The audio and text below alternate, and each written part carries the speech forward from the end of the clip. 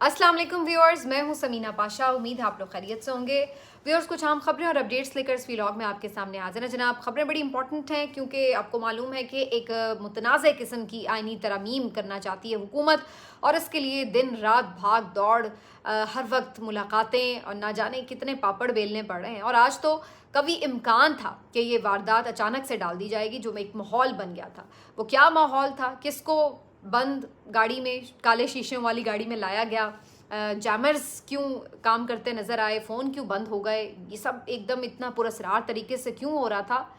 ये सब चीज़ें आपके साथ डिस्कस करेंगे। और इसके साथ साथ बिलावल भुट्टो ज़रदारी साहब ने आज जलसे से जो खिताब किया है उसमें जानने की कोशिश करेंगे कि वो बिटवीन द लाइंस कह क्या रहे थे। इसके साथ साथ जी बात करेंगे पाकिस्तान तहरीक इंसाफ की भी, जहाँ पर आज उनका एहतजाज था, कितना कामयाब हुआ या नाकाम, थोड़ी बात करेंगे। लेकिन सबसे इम्पॉर्टेंट बात ये होगी कि आइनी तरमीम के हवाले से क्या इमरान खान साहब से एक अहम मुलाकात होने जा रही है, इसके ऊपर खसूसी बात करेंगे। और बस जी यही कुछ है आज के व्लॉग में। तो आपसे रिक्वेस्ट है कि चैनल को सब्सक्राइब कर लें अगर अभी तक सब्सक्राइब नहीं किया। तो सबसे पहले जी बात ये करते हैं कि आज भी मौलाना फजल रहमान साहब के घर में तांता बंधा रहा। पहले तो पाकिस्तान तहरीक इंसाफ का वफ्द आए बैठा रहा, हामिद खान साहब भी आज मौजूद थे, सलमान अकरम राजा साहब, असद कैसर साहब, तो जो बाकी लोग ऑलरेडी होते ही हैं हमेशा हर मुलाकात में, तो वो भी मौजूद थे। काफ़ी लंबी डिस्कशंस यहाँ पर चलती रहीं और मौलाना फजल रहमान साहब के साथ गुफ्तगू के बाद बैरिस्टर गौहर ने एक बात कही कि जी हम एक हतमी मुसव्वदे पर मुत्तफिक हो चुके हैं। अब ये बात कह रहे थे बैरिस्टर गौहर, लेकिन बाद में सलमान अकरम राजा साहब ने इसकी तरदीद की है। वैसे उन्होंने कहा कि अभी किसी हतमी मुसव्वदे पर इत्तेफाक नहीं हुआ पीटीआई का, और पीटीआई कर भी नहीं सकती ऐसा कोई इत्तेफाक जब तक कि इमरान खान साहब की अप्रूवल ना हो। अब ये बहुत बड़ा एक स्टेटमेंट है जो कि बहुत दिनों से लोग डिस्कस कर रहे थे कि क्या वजह है पीटीआई ये मुलाकातें करती फिर रही है, क्यों इनसे बात करती है, ये जो खुसूसी कमेटी बनाई गई थी आइनी तरमीम की उसमें जाके शिरकत ही क्यों करती है जब इन्हें किसी इस पूरे प्रोसेस का हिस्सा ही नहीं बनना है। तो इसकी एक बड़ी साफ सी वजह ये थी कि पीटीआई ने इस तरीके से ना सिर्फ ये कि मौलाना फजल रहमान साहब को पूरी तरह इंगेज रखा, मौलाना ने आगे से हुकूमत को इंगेज रखा, और इस तरीके से इन्होंने आहिस्ता आहिस्ता करते हुए ये पूरा 1.5 महीना गुजार लिया है। ये एक अचीवमेंट है, क्योंकि अगर शुरू में ही ये बात हो जाती कि होनी ही नहीं है तो फिर मौलाना भी बिल्कुल अकेले होते, और फिर मौलाना को ये पता होता कि फिर 2-4 मेंबर्स तो इनको चाहिए होंगे पीटीआई के, वो तो ये किसी तरह अरेंज कर ही लेंगे, तो फिर मौलाना भी शायद इतना ज़्यादा डट कर ना स्टैंड ले पाते। लेकिन पीटीआई मुसलसल मौलाना के साथ मौजूद रही, मौलाना भी डटे रहे, उनको भी बिल्कुल क्रेडिट जाता है। तो इस तरह मिल के इन्होंने एक पार्टनरशिप बनाई और इस तरीके से इन्होंने भरपूर अंदाज से इसको टाइम को निकाला है। अब सिर्फ आखिरी चंद दिन बाकी हैं, और इसमें अगर मैं बहुत प्रिसाइजली बात करूं तो मेरे ख्याल से 2 या 3 दिन हैं मज़ीद, जिसके अंदर अब ये हतमी फ़ैसला होना ही होना है, और इसके बाद अब कोई इनके पास फिर ऑप्शन नहीं होगा। हुकूमत जो है वो इस बात पर अब डटी हुई है कि डू और डाई है उनके लिए, तो अपोजिशन भी यहाँ पर इसी तरह डटी हुई है कि वो भी कहता है कि हम ये तरमीम नहीं होने देंगे। तो आज क्या हुआ जी, हुआ ये कि मौलाना फजल रहमान साहब जब पीटीआई के वफ्द से मुलाकात कर रहे थे तो वहाँ बिलावल भुट्टो ज़रदारी भी आ गए, और फिर उसके बाद मौलाना ने यकीनन ये जो मौक़िफ़ है पीटीआई का बिलावल के साथ शेयर किया कि जी वो तो हतमी तौर पर इमरान खान साहब से बात करना चाहते हैं। मौलाना ने उन्हें कहा कि हम चाहते हैं कि इत्तफ़ाक़ राय से तरमीम हो, इसलिए पीटीआई को भी शामिल करना चाहिए, और वो अपने तौर पर तो ये फ़ैसला करेंगे नहीं, तो लिहाजा इमरान खान साहब से उनकी मुलाकात जो है वो लाजिम है। अब एक आप बात देखिए, बड़ी दिलचस्प बात, कि आपको मालूम है कि इमरान खान साहब से मुलाकात पर पाबंदी लगवाई क्यों गई थी कि जब तक आइनी तरमीम ना हो जाएं इमरान खान साहब से कोई ना मिले, ताकि वो कोई हिदायत ना दे सके। और अब सिचुएशन वहाँ पर आ गई है कि इमरान खान साहब से मुलाकात के अलावा या उसके बग़ैर फ़िलहाल ये आइनी तरमीम बिल्कुल फंस के रह गई हैं, क्योंकि मौलाना कह रहे हैं कि पीटीआई शामिल हो, और पीटीआई कह रहे हैं कि अडयाला के कैदी की हाँ के बगैर हम तो आगे नहीं बढ़ सकते। तो ये सारी सूरत हाल जब बिलावल के सामने रखी गई तो बिलावल भी ये कहने पे मजबूर हुए कि फिर ठीक है हम इनकी मुलाकात करवा देते हैं। तो वो आइनी तरमीम जिसकी वजह से मुलाकातें बंद हुई, अब उन्हीं आइनी तरमीम को पास करवाने के लिए मुलाकात खोली भी जाएगी। बिलावल भुट्टो ज़रदारी साहब ने इस बात का बाकायदा जलसे में इजहार भी किया कि जी मैंने तो मुलाकात का बंदोबस्त करा दिया, मुझे नहीं पता अब मुलाकात हुई है या नहीं हुई। तो अब देखना यह है कि आज के रोज़ ये मुलाकात हो जाती है या नहीं, क्योंकि बाद में बैरिस्टर गौहर साहब ने भी आकर ये बात की कि जी हमारी चेयरमैन इमरान खान साहब से जब बात हो जाएगी तो फिर ही हम इसके ऊपर हतमी फ़ैसला करेंगे कि हमने इस पर वोट करना है या नहीं करना। लेकिन इस सारे मामले पर जितनी डिस्कशन हुई है मौलाना के साथ, उस हद तक हमने मौलाना की बहुत सारी तजावीज़ से इत्तेफाक कर लिया है। तो ये बैरिस्टर गौहर साहब का स्टेटमेंट था। तो आज अगर इमरान खान साहब से इस मुद्दे पे मुलाकात होती है पाकिस्तान तहरीक इंसाफ की, तो पहले तो ये सबसे बड़ी जीत है कि इमरान खान साहब से मुलाकात के बगैर आप इस मुल्क में कानून साजी नहीं कर सकते। तो हतमी जो फ़ैसले हैं आपको वो वहीं से जाके अडियाला के एक सेल से ही लेने पड़ते हैं। मुल्क में एहतजाज होना है या नहीं होना, मुल्क में SCO कॉन्फ्रेंस सुकून के साथ होनी है या नहीं होनी, तो मसले आपको जाके सारे उसी के आगे रखने पड़ते हैं और उसी के फ़ैसले से फिर आपको आगे चलना पड़ता है। तो आपने जेल में उसे बंद ज़रूर रखा हुआ है, लेकिन आप भी कहीं ना कहीं उसी के फ़ैसलों के मोहताज हैं, पाबंद हैं, या कम अज़ कम उसके फ़ैसलों से इस हद तक मुतासिर ज़रूर होते हैं कि उसको लूप में लिए बगैर आपका भी गुजारा नहीं होता। तो ये एक हकीकत है, इसको मान लीजिए। काफ़ी दफ़ा आपको इसका सामना करना पड़ा है। बहरहाल अब देखना यह है कि हुकूमत इस पे अपने वादे को वफा करती है या नहीं, क्योंकि पिछला वादा तो इन्होंने वफा नहीं किया था और मुलाकात तो नहीं कराई थी उनके पर्सनल नॉलेज की, तो इसलिए अभी भी बहुत ज़्यादा ये तवक्को नहीं है कि ये उनकी मुलाकात करा देंगे। लेकिन बज़ाहिर अगर आइनी तरमीम के लिए बिल्कुल ही नंबर्स पूरे नहीं हैं हुकूमत के पास, तो फिर उस सूरत में हो सकता है कि ये इत्माम हुज्जत के लिए वहाँ भेज दें। हालांकि उन्हें जवाब वहाँ से पता है। मेरा बिल्कुल भी इस पर यह ख्याल नहीं है कि इमरान खान साहब किसी भी ऐसी आइनी तरमीम के हक़ में अपनी जमात को वोट देने के लिए कहेंगे कि जहाँ पर उन्हें ये ख़दशा हो कि अदलिया की आज़ादी को या चीफ़ जस्टिस की तैनाती को आगे जो है वो हुकूमत या फिर वज़ीर आज़म या किसी भी पार्लिमानी कमेटी के हाथ में दे दिया जाए, क्योंकि इस तरह से फिर बिल्कुल आप कह सकते हैं कि आइंदा ये एक इस तरह का रास्ता खोल दिया जाएगा कि फिर जुडिशरी आपकी पोलिटिसाइज होगी, जुडिशरी आपकी कॉम्प्रोमाइज़ होगी। मैं ये नहीं कह रही कि इससे पहले कभी मुल्क में ऐसा नहीं हुआ और जुडिशरी हमारी बड़ी आइडियल रही है, लेकिन ये तो फिर आप सीधा सीधा रास्ता ही खोल देंगे, तो उसके बाद तो फिर आज़ाद अदलिया का टोटली कॉन्सेप्ट ही फेल हो जाएगा। तो ये अब मेरा नहीं ख्याल है कि इमरान खान साहब ऐसी किसी तरमीम पर राज़ी हो सकते हैं। इन्होंने जो आखिरी तरमीम बनाई थी उसके मुताबिक ये था कि जी 3 जो टॉप 3 जजेस हैं उनका पैनल होगा, उसमें से एक चीफ जस्टिस बनाया जाएगा। लेकिन अब उस सारी सूरत में अगर एक कोई चीफ जस्टिस इसको चुना जाता है वो मना कर दे, तो जो भी उससे अगला चीफ जस्टिस होगा यानी 4th नंबर वाला वो ऑटोमेटिकली कंसिडर कर लिया जाएगा। तो ये इन्होंने तरमीम जो है इस कदर पर्सन स्पेसिफिक बनाई है, आप इससे अंदाज़ा लगा लीजिए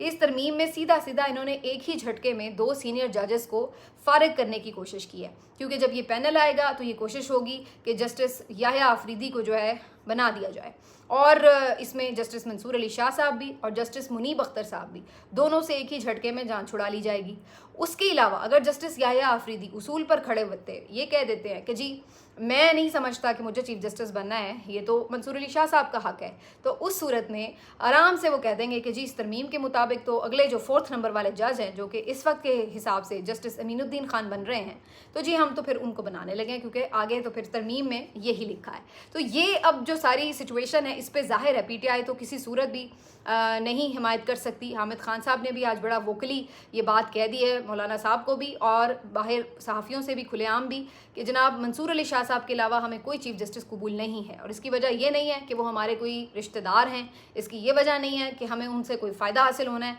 इसकी सिर्फ़ और सिर्फ वजह ये है कि वो इस वक्त डिज़र्विंग कैंडिडेट हैं, इसलिए कि उनका नंबर है, इसलिए आइन के मुताबिक उनका नंबर है। और अगर उनको टारगेट करके किसी तरह का भी इस अंदाज से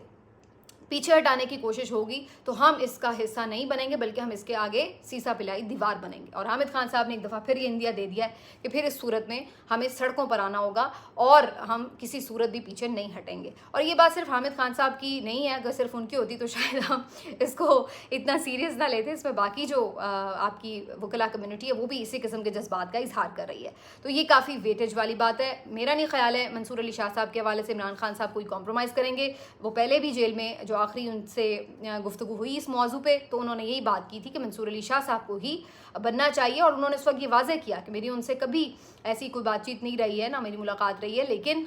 मेरिट के ऊपर जिसका हक है, जिसकी बारी है, उसी को बनना चाहिए। तो ये उन्होंने वाज़े उस वक्त कर दिया था। बहरहाल जी देखते हैं अब इमरान खान साहब से ये मुलाकात हो पाती है या नहीं। लेकिन इस दौरान जब ये सब कुछ हो रहा था, बड़ी मज़े की बात ये है कि अचानक से सेनेट और कौमी असम्बलियों के इजलास तो आपको पता है कि बुलाए ही गए थे, यहाँ पर बड़ी हलचल शुरू हो गई और अचानक से ये खबरें आने लगीं कि जी वफाकी काबीना का इजलास हो गया है, वहाँ पे तरमीम का मुसवदा रख दिया गया है। इवन ये तक खबरें चलवा दी गई कि वो मुसवदा पास हो गया है, हालांकि ऐसा कुछ नहीं था, कोई मुसवदा आईनी तरमीम का पास नहीं हुआ था, लेकिन ये खबरें चलवाई गई और फिर यकायक ये कहा जाने लगा कि जी आज ही अभी सेनेट में ये तरमीम मंजूर हो जाएंगी और फिर एकदम से मोबाइल सिग्नल्स गायब हो गए, एक अजीब पुरअसरार सी खामोशी छा गई, कोई किसी से बात भी नहीं कर रहा था पार्लियामेंट की राहदारियों में और ऐसा लग रहा था कि कुछ होने वाला है, एक अजीब सा सकूत तारी था। इतने में कुछ रिपोर्टर्स के मुताबिक, और ख़ास तौर पे मैं यहाँ पे नाम लूँगी कमर महकन साहब का, उन्होंने ये रिपोर्ट किया कि जी एक गाड़ी यहाँ पर दाखिल हुई जो कि काले शीशों वाली थी, अंदर कुछ दिखाई नहीं दे रहा था कि कौन लोग हैं, लेकिन उनके ज़राए ये बताते हैं कि अंदर 6 सेनेटर्स थे और ये मुबैना तौर पर वही सेनेटर्स थे कि जिनको हुकूमत ने अपने काबू में कर रखा है। अब वो बखुशी अपनी डील के तहत उनके साथ हैं या वो अगवाशुदा हैं, ये तो अल्लाह बेहतर जानता है, लेकिन बहरहाल ये वो सेनेटर्स थे जो कि अपनी जमातों से राब्ते में नहीं थे। इनमें 2 सेनेटर्स मुबैना तौर पर PTI के थे, 2 जो थे वो JUIF के थे और 2 जो हैं वो BNP के थे। तो ये उनकी खबर है। बहरहाल उसके बाद ये सेनेटर्स हजरात जो थे इनको किसी ख़ास चैम्बर में महफूज तरीके से पहुंचा दिया गया, लेकिन उसके बाद फिर जब तकारीर शुरू हुई सेनेट में तो अंदाज़ा ये हुआ कि JUIF इस मामले पर काफ़ी सीधी होकर आई और मौलाना अब्दुल गफूर हैदरी साहब ने जो यहाँ पे खिताब किया उन्होंने ठीक ठीक सुना दी कि अगर आपने ज़ोर ज़बरदस्ती के साथ यहाँ पे तरमीम करने की कोशिश की तो फिर आप भूल जाएँ हम आपके साथ क्या करेंगे। उन्होंने फिर ठीक ठाक उनकी ज़रा तबीयत साफ़ की और इन्हें भी ये अंदाज़ा हो गया कि यहाँ पर अगर हमने अभी इस वक्त किसी तरह धौंस धांधली और ज़बरदस्ती करके ऐसी कोई ब्लफ खेलने की कोशिश की तो इसका शायद रिज़ल्ट अच्छा ना हो और मौलाना बिल्कुल ही हाथ से निकल जाए, क्योंकि मौलाना को ये सड़कों पर लाना अफोर्ड नहीं कर सकते। इनको पता है कि उनके पास स्ट्रीट पावर है, अच्छे खासे हज़ारों 60-70 हज़ार की तादाद में उनके बच्चे एक कॉल पे जो है पहुँच जाएंगे, तो वो इस तरह की कोई चीज़ जो है वो गले पड़वाना नहीं चाहते, इसलिए वो हर सूरत चाहते हैं कि मौलाना को किसी तरह भी राम करके साथ ही रखें। और इसी बात का इंदिया जो है वो आज बिलावल भुट्टो जरदारी साहब ने भी अपने खिताब में दिया, जो कि हैदराबाद में वो कर रहे थे 18 अक्टूबर सानिया कारसाज के हवाले से। इसमें उन्होंने वाज़ेह तौर पर कहा कि जी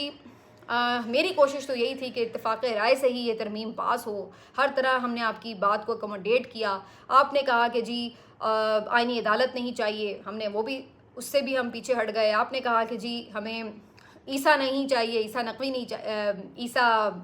फ़ाइज़ ईसा नहीं चाहिए, हमने उससे भी पीछे हट गए। और फिर आपने जो जो मुतालबे करते गए हमने उसके ऊपर आपकी बात का मान रखा। आपने कहा कैदी से मुलाकात करा दी जाए, मैंने उसका भी बंदोबस्त करा दिया। अब आप भी अपनी बात का मान रखें और वादा पूरा करें और आईनी तरमीम में वोट दें। और लेकिन इसके साथ ही, इस दरख्वास्त के साथ ही उन्होंने धमकी भी लगा दी। उन्होंने कहा कि मुझे मजबूर ना करें उस रास्ते पर जाने पर कि जहाँ पर मुझे, ये बड़ी ख़तरनाक बात की उन्होंने, कि मुझे उस रास्ते पर जाने पर मजबूर ना करें कि जहां पर मुझे नून लीग की हिमायत और उनके एक्स्ट्रा मेंबर से ब्रूट मेजॉरिटी के साथ जो है वो कोई तरमीम करनी पड़े। तो ये एक बड़ी बारीक सी धमकी दे डाली, बल्कि खुली धमकी दे डाली बिलावल ने। यानी उनका मतलब ये था कि फिर हमें किसी भी तरीके से ज़ोर ज़बरदस्ती, कोई एक्स्ट्रा लोगों को ख़रीद के, कुछ भी करके मतलब जो वो हो ही रहा है ऑलरेडी,